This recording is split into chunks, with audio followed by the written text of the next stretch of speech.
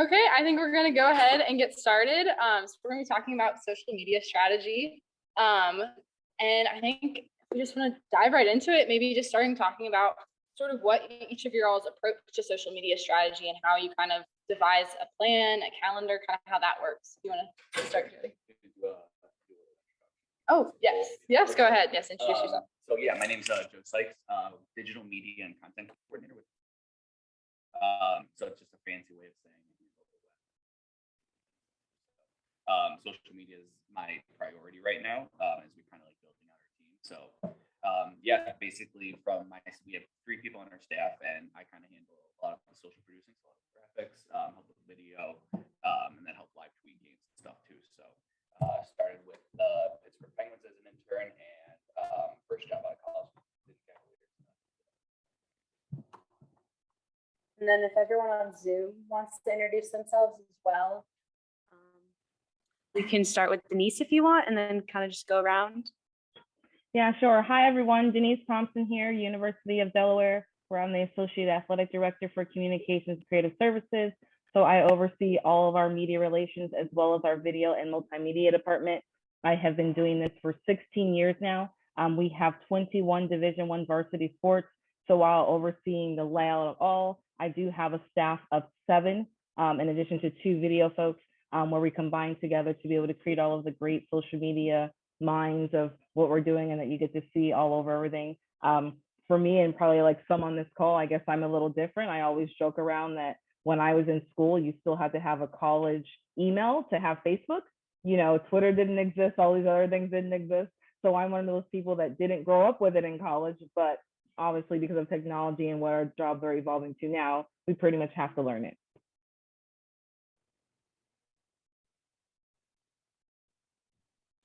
Oh, I'll go next. Similar to Denise, I remember the days where social media did not exist and we didn't get a Facebook because our college wasn't allowed to at that time. So yeah.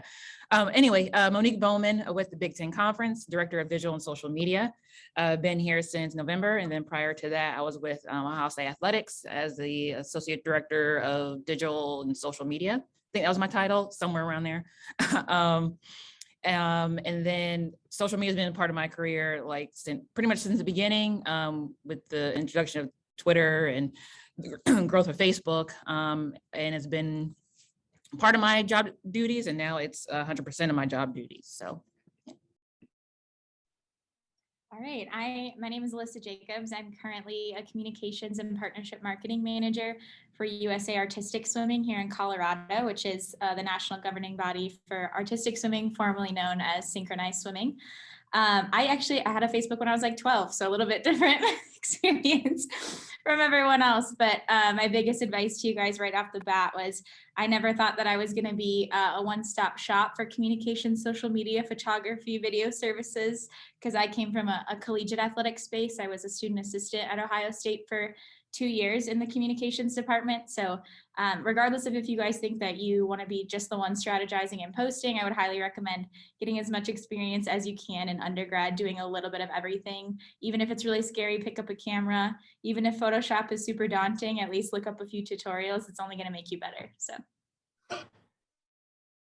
Awesome. We have lots of experience on this panel today, which is awesome. But yeah, we want to go around and just sort of talk about your individual sort of social media strategies, how you've developed that, and what you guys kind of find most important when developing social media strategy. So kind of right off the bat, I didn't really get into social tabs, so I was kind of thrown into the fire there once we had a social media coordinator left, and I kind of took over that position too. So the first thing that I really learned was developing a voice for your organization, and I kind of didn't know what that until I started like talking with other social media that a lot of organizations have different aspects and viewpoints and stuff too. So like, you know, the Mavericks are going to be different than the Cavs, the Magic are going to be different than the Lakers. And what that means is just how you market.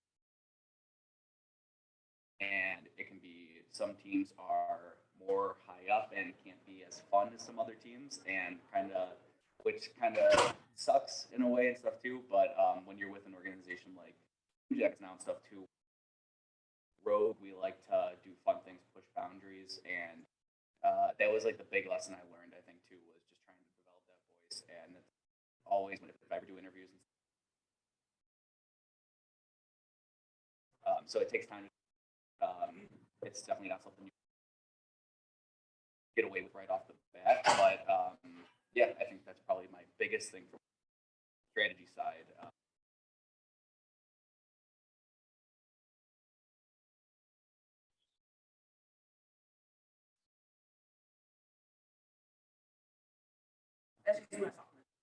I'll go next. We'll just go in order. Even though, and I apologize if I say anything Danny said because we couldn't really hear him. So I apologize. You know, but for me, I think the few things that I would start off with, and before, you know, we go too far, is people can't like what you don't post, right? So you have to post often enough to keep your engagement going. And then the next thing I would say for sure is being able to capitalize on big moments for your company, whatever that might be, right? So if it's sports, then obviously a great postseason win, new head coach, draft pick, any of those sorts. But I mean, it could be a merger that your company has, or it could be, you know, some form of partnership of something that you want to do, right? And the purpose of all of that is because you want to gain new followers, but you also want to keep the old ones that you have. And I think in order for all of that to happen is that you have to remain creative. For me, I would say if it's outside of work, I actually don't really like social media that much. You know, but for me, my love for social can come from my love from graphics. You know, so I have a big graphics background of loving Photoshop and videos and creating all of that. And because of that, you want people to see it. So if you want people to see it, pretty much you have to put it on social media before you even put it on a website or send it out via email or anything like that. You know, I would say, you know, one of the huge things that tended to work from here was our men's basketball account. We just weren't posting enough. We happened to go on a run where we had pretty much lost leading up to the conference tournament. We won the conference tournament and we made the bid and we went dancing. And so we became the second fastest growing mid-major basketball account within a week. You know, and the purpose of that is, like you said, we were devising a plan. What's going to be photos? What's going to be graphics? What's going to be videos? What's the balance? What's the time of the day? And how often in between? But I think you also have to engage and see yourself, are people liking it? You know, and then maybe it doesn't matter the time. Are they liking it, one, because of your caption? Are they liking it because of what you're actually putting out? And trust me, it will hurt your soul if you work for an hour, 2 hours on a graphic that gets minimal likes and you post one photo that you applied a stupid filter for, and all of a sudden it blows up. You know, but I think that those are the plus and minuses of what you have to see and engage. But I think also be catchy. You know, it was one of the things where I was so behind because we were running around. We had actually both our teams in the tournament. And I had this idea and I was like, you know what? It's late. The game's about to start in 2 hours, but I'm going to make it happen anyway. So I created a get out of excuse graphic that I posted on social media.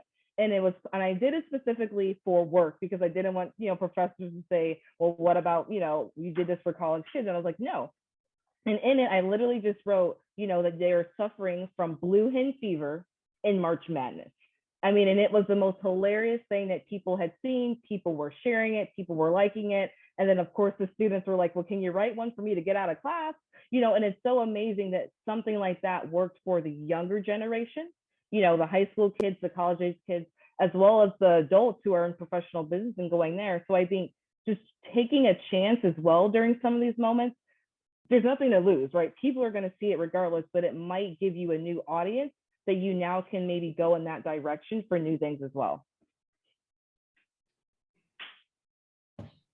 Yeah, all great things talked about so far. As far as the digital strategy for the Big Ten, so for years they outsourced the social media piece of the conference, and so I'm the person who's bringing it back in. So right now, like Denise was talking about, we're just establishing like a cadence of content, just trying to, in addition to like, you know, players of the week, but like what else are we going to put out? but we also have to make sure that it's entertainment and informational for our audience, but also serves the conference as well. So it's trying to strike that balance between, what are we putting out that is helpful for, both avenues. And then additionally is you also have to make sure that you are interacting with like higher profile conversations. So like was mentioned before, what are we doing for the draft? We just had the WNBA draft. So we had a whole campaign with our draft selectees that we put out graphics and release and all that other stuff. So it's making sure that you're also inserting yourself into those larger conversations. For instance, we did stuff for the Super Bowl and we did stuff for the Pro Bowl. And so it's about inserting ourselves into that national conversation while also fostering our own conversation. And then when we do have our own conversation coming up, our spring championships or, heading into the fall next year, people are used to seeing us on their feed, and they're more likely to engage and, push our content and, root for, the conference and for our 14 institutions.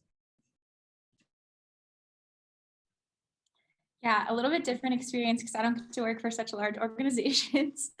We have as you guys know, like when I said artistic swimming, a lot of you probably didn't even know what it is.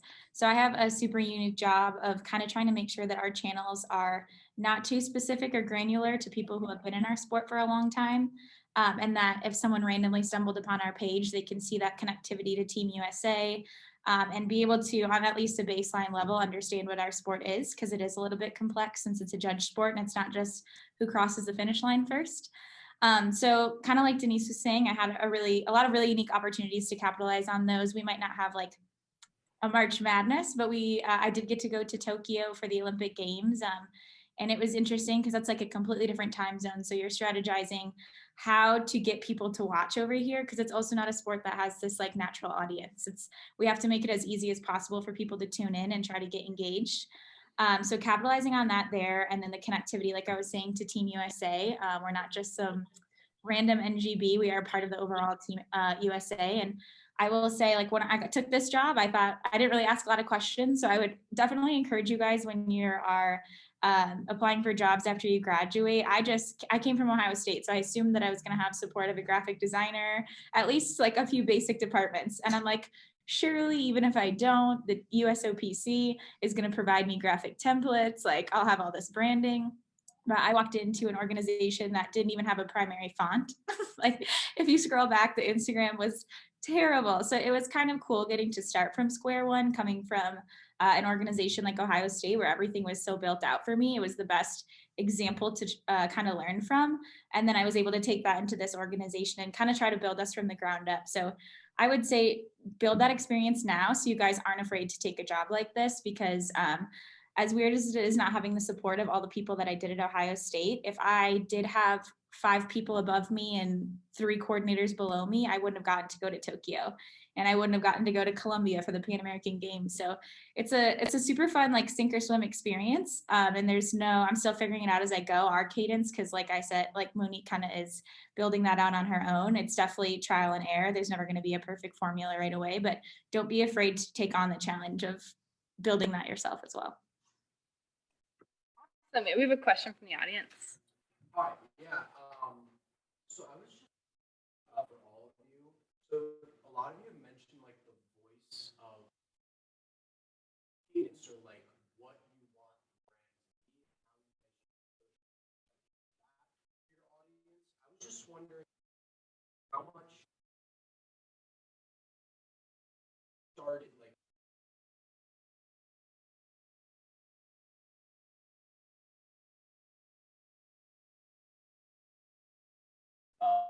Danny, can you repeat his question for us?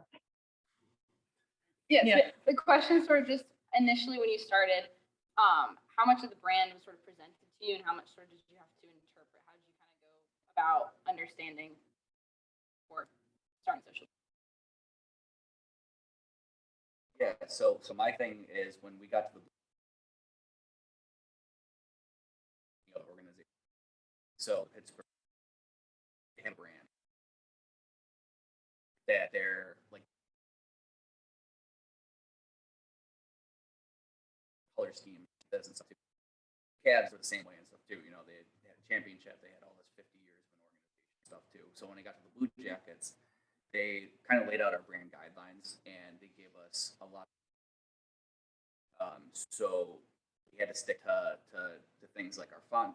We had to stick to colors, you know, stuff too. So it kind of gives you a guideline stuff too, but it also, you can make whatever you want. Photoshop or video.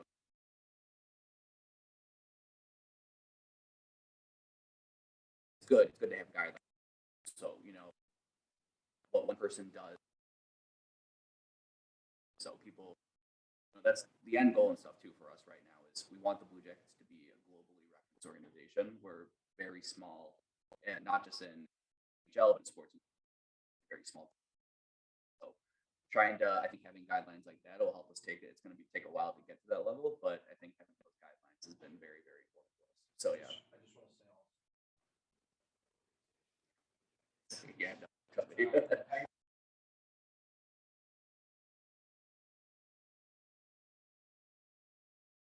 I'm completely.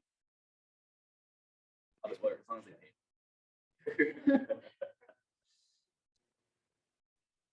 I can go next if we want to switch up the order. Okay.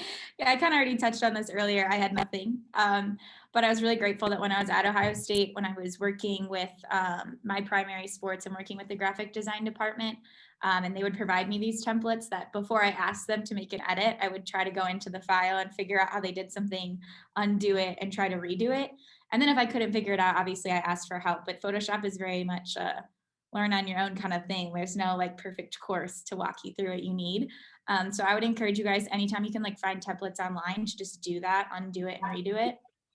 We had primary colors from our logo, obviously, but even if you look at like Ohio State football social media, they kind of go through seasonal themes within their branding, which is super cool. But right now I'm kind of just working on building the notoriety and recognizability of our brand and try to simplify it as much as possible because we didn't have that consistency before. So I chose, thankfully, we did get a little bit of support from the USOPC around the Olympics time. We had Team USA graphics packages, and I kind of tried to just adapt from them. Every NGB kind of is on their own as far as what they want for graphics and branding. Everybody's obviously in the red, white, and blue color scheme, but beyond that, what they want their identity to be is kind of up to them. So I kind of tried to use those Olympic graphics and branding as a jumping off point and then make it a little bit different for us just so that people can always still connect us back to Team USA. But yeah, mentioned before, literally nothing. And it might be the case. A lot of NGBs here in Colorado Springs, because that's where most of them are, there's like one or two people in the department, and communications becomes the most broad word you could ever imagine in your 5 departments. So it's fun at the same time that it is challenging, but just know that when you get that job, it might not be all the support that you're looking for. Yeah, so I've worked with organizations like Alyssa that had nothing. And then now I'm with the Big Ten that has, you know, in the Ohio State that, you know, both have the resources and the knowledge base to, you know, create a visual brand. So, you know, right now what we do with the Big Ten and then what we did at Ohio State is we had a certain look for, you know, the season, and we created templates, you know, social media templates that people could use and to promote their sport or whatever they were doing. So for instance, we have, you know, graphics like tune-in graphics or, you know, player of the week and, you know, Big Ten in the poll graphics. So, you know, we're able to go in and, you know, everything is just laid out for us. We just had to click a couple of buttons, type a couple of things, save it, and then send it out. So it's great to have that established already. And if you don't already have that established, you know, work on getting that established and then establish a look for that year and then just keep it consistent, and that'll keep you from straining throughout the year, like trying to come up with something. It's like, no, this is what we're going to do. Yeah, we can, you know, add to it, take away from it as we go, but this is what we're doing for this year. And that'll just save you a lot of headaches and be able to get you to the point where you can just shoot stuff out quickly and in timely manner. And that's very key in social media, is just making sure you're in that conversation, either as it happens, or if you're following up, just making sure you're timely with it. So if you can build out templates or build out your look, during your downtime, and then go from there, it'll save you a lot of time, effort, and stress. I agree with all of what she said. I mean, for me, I think the biggest thing is we have all of that. It's convincing everyone else that what they saw somewhere else, that you're not about to do here. It's like, we have a thought, we have a plan, we have our backgrounds, we have our font. I understand that you like that, but sometimes it takes you so far off brand and they just don't understand. We're not saying it's not nice, but can we keep that?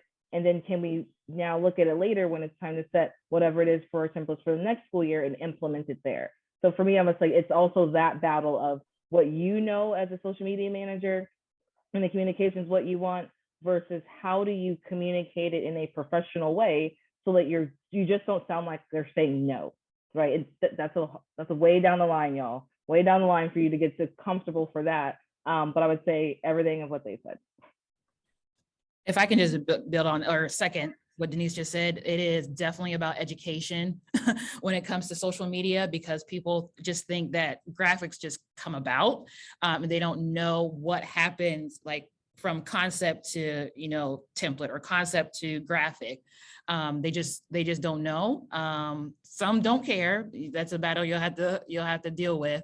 But yeah, I think it's a lot of education of people who don't understand social and what it takes to get to just that tweet or just that Facebook post or Instagram post. So yes, it can be frustrating, but yeah, what Denise said, it's about education and being secure in what you're developing and what you've developed. And yeah, just being steadfast in what you're doing. So. Yeah, I think we have a question online from Chase. He said, what are your opinions on changing the templates or brand look every year, no matter what? So sort of like, do you think it should be changed every year just to change it, or should there be strategy sort of behind that? You guys hear that? Yeah, heard it. Okay.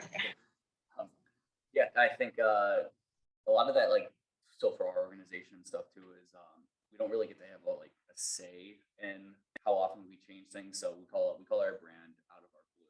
So I don't think a lot of people really understand. So we're trying to convey that, but we get our whole look, all of our phrasing and stuff outsourced from 360 over 90 creative agency, and then kind of dictate how often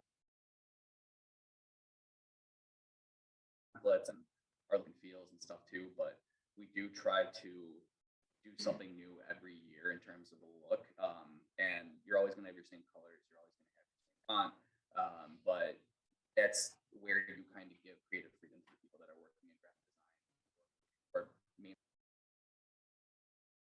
After Effects or any of that too. So I think it's good. It gives people starting to get excited for every season and stuff, like we know stuff too. So I think it's important. Exciting stuff too, and it shows.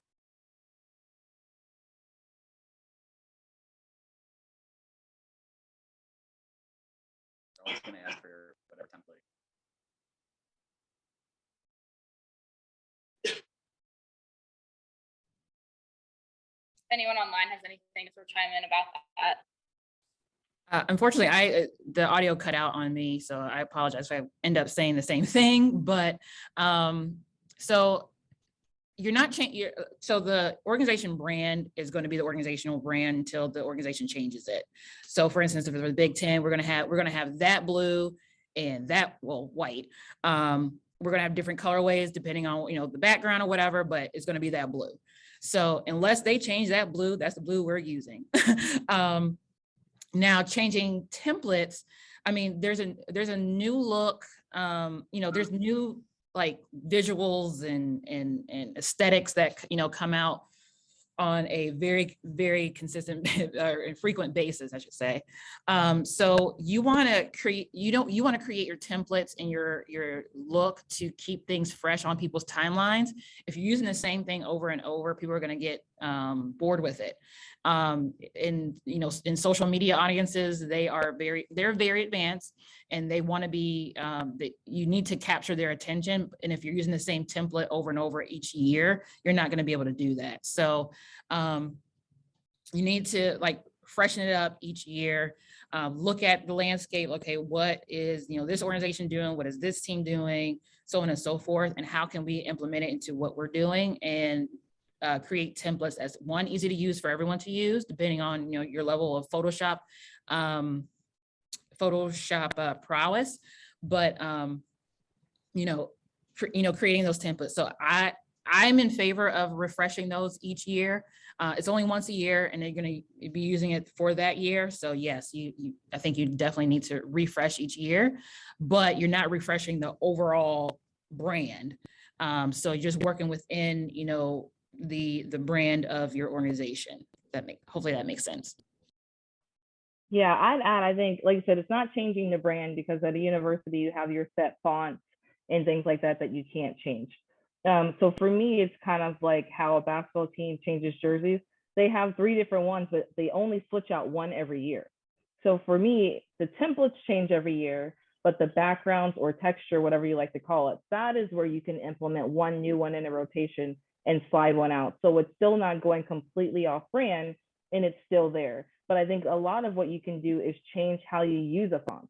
A lot of people have a primary font, and a lot of people have a secondary font.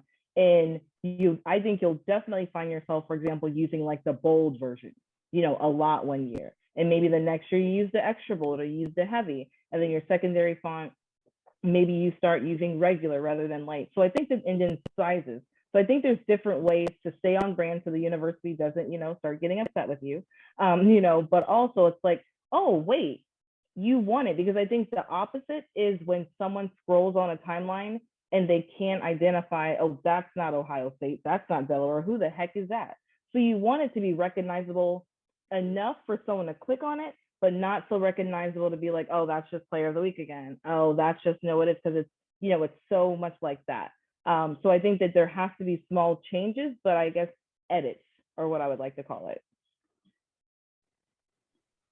Yeah, I think for me personally, it just doesn't make sense for our organization to change them that frequently, because we don't have like every biweekly or every week, we're not posting a game time graphic, a score graphic. Like there aren't those set packages that we have, because our national team competes internationally a handful of times a year. Those are varying levels of competition between just like opens or the Olympic Games or World Championships or things like that. So I definitely take cues from the event branding for that specific event. We have like a World Series, and I'll try to keep those graphics similar when they're competing in a World Series. And then when they go to World Championships this summer, I'll try to take some of that branding, just because most of our fans do follow our aquatics federation that oversees us all. So that's going to be more recognizable than me trying to change our specific brand for all those things. A lot of what my job is actually just kind of disseminating information in a way that's as engaging as possible, rather than just a frequent cadence of specific games or matchups or things like that. So I don't change them too much, but I do try to keep it fresh. I don't use the same graphic template over and over again, unless it's for the exact same information. We only have a couple quick minutes left, but we have one more question from online from Kate Connors. She asks, when it comes to interacting with sport-specific accounts versus sort of like Maine athletic accounts, how do you suggest working with them but still doing original content? So this might apply a little more to Denise and Monique, who I'm sure oversee a lot more accounts. So sort of how do you balance not reposting the same things across accounts? Yeah, so I'll go first. So when we were at Ohio State, while we had a pretty a decent sized digital and social media team, there was no way we can create content and manage accounts for all 36 sports who had at least 3 accounts, Facebook, Twitter, and Instagram. Maybe they added in a TikTok or a Snapchat. Like we couldn't.